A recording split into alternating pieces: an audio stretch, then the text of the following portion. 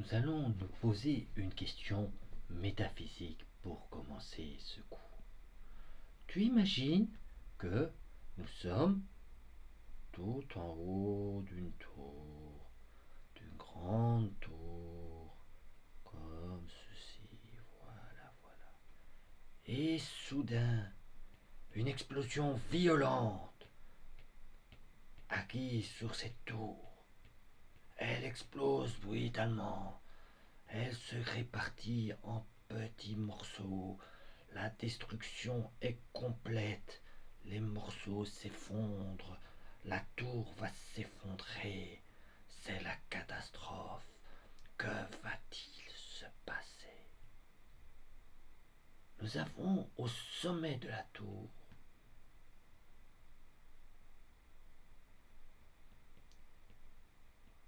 deux petits êtres, l'enfant et le parent. Et la question qui se pose, va-t-on rester là en haut de la tour qui va s'effondrer, en train de regarder les petits oiseaux qui apparaissent, comme ceci, ou face au désespoir, à la catastrophe, va-t-on sauter dans le vide? Et là se pose la question finale. Si on saute en haut de la tour du World Trade Center, est-ce que la personne la plus grosse, celle dont la masse est plus importante, va-t-elle atteindre le sol plus rapidement que celle qui est la plus légère? En d'autres mots, si la maman et l'enfant sautent en même temps, est-ce l'enfant qui verra s'écraser sa mère sur le sol, ou est-ce la mère qui verra s'écraser l'enfant sur le sol? As-tu une idée de la réponse? Qu'en penses-tu? Eh bien, nous allons nous attaquer à cette question. Nous n'allons pas considérer un cas trop difficile, nous allons considérer un cas simple, juste un truc tout simple. Nous allons considérer simplement une pomme qui tombe sur le sol. C'est évidemment moins dramatique, mais c'est une bonne question. Donc, nous avons une pomme. Une petite pomme bien verte. Voilà, voilà, voilà, voilà. Cette pomme a une certaine masse. Elle se trouve à une certaine hauteur h du sol. Voilà. Et on voudrait savoir le temps de chute de la pomme. Évidemment, pourquoi elle tombe? Car il y a la gravité, et l'accélération de la gravité, tout le monde sait ça, c'est 9,81 mètres secondes au carré. La masse de la pomme, on va dire, est approximativement 0,5 kg. Et la hauteur, on va dire qu'elle est approximativement 3 mètres.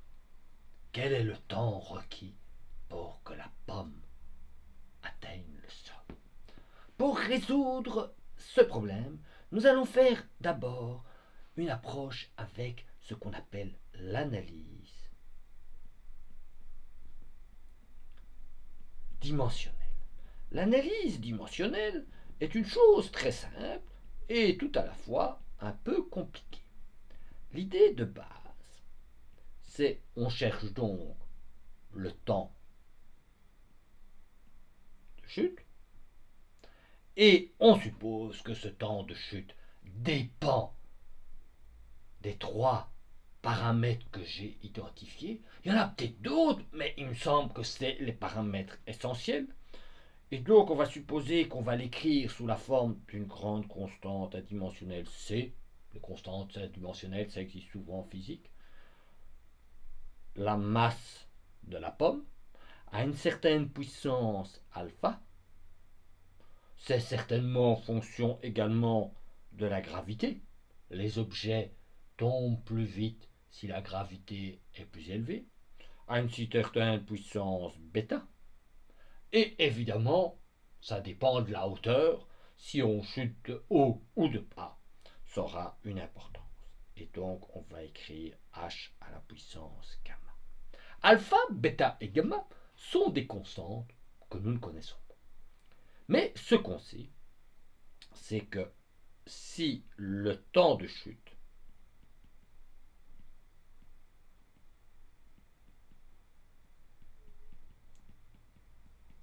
s'écrit sous la forme de cette expression là, les deux côtés de l'égalité doivent avoir les mêmes unités. Parce que, comme disait toujours mon professeur de physique, des pommes doivent être égales à des pommes, des poires doivent être égales à des poires. Et donc, pour une pomme qui tombe, il est inévitable que les unités à droite et à gauche soient identiques. Alors, pour faire ça, on va mettre ici celui-là un peu joli et on va le bouger là. Voilà, ça va être plus beau. Et on va donc regarder les unités à droite et à gauche. Alors, à droite, les unités d'un temps de chute, c'est des secondes. C, c'est une constante sans dimension. M à la puissance alpha, c'est des kilos à la puissance alpha.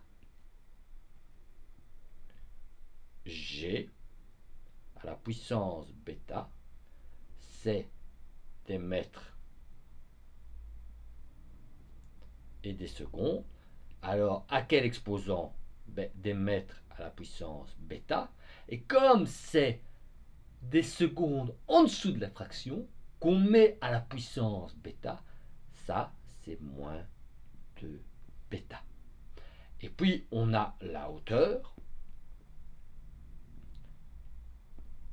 Et la hauteur, c'est des mètres à la puissance gamma. Et si on a un objet physique qui a les mêmes unités à droite et à gauche, les exposants des secondes, des kilos et des mètres doivent être identiques. Et donc, si on égale les exposants des secondes, on observe que d'un côté, on a un exposant 1, et donc on va écrire que 1 est égal à moins 2 bêta. Si on égale les exposants des kilos, d'un côté, on n'en a pas, donc c'est l'exposant 0, et de l'autre côté, on a alpha. Et si on égale les exposants des mètres, on voit que d'un côté, on n'en a pas, et que de l'autre côté, on a bêta et gamma. Et donc, quand on multiplie des mètres à la puissance bêta par des mètres à la puissance gamma, ça vous donne des mètres à la puissance bêta plus gamma. Et voilà, on a bêta plus gamma. On a 3 équations. On a 3 inconnus.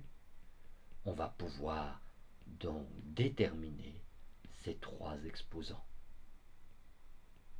De la première équation, tu déduis immédiatement, piece of cake, pilou, que bêta est égal à moins 1,5. De la deuxième équation, tu déduis que alpha est égal à 0. Et de la dernière équation, tu déduis que gamma est égal à 1,5. Et donc, tu as trouvé les 3 exposants de l'expression m à la puissance alpha, g à la puissance bêta, h à la puissance gamma. Et si on écrit maintenant notre relation, on va obtenir pilou, que Tc est égal à une constante qui est toujours inconnue. Et vous allez voir, à la fin de l'histoire, nous aurons la constante. Et un exposant à demi, c'est la racine carrée de quoi? H sur G. Et qu'est-ce qu'on observe ici? On observe que le temps de chute est indépendant de la masse du corps. Et donc la question initiale qu'on avait posée, est-ce celui qui est le plus gros, est-ce celui qui a la plus grosse masse qui va tomber le premier? La réponse, c'est ils vont tomber en même temps. Et vous voyez, déjà, c'est le début de la fin. Le Covid est en train de frapper l'enseignant. Voilà, c'est la fin du premier petit podcast.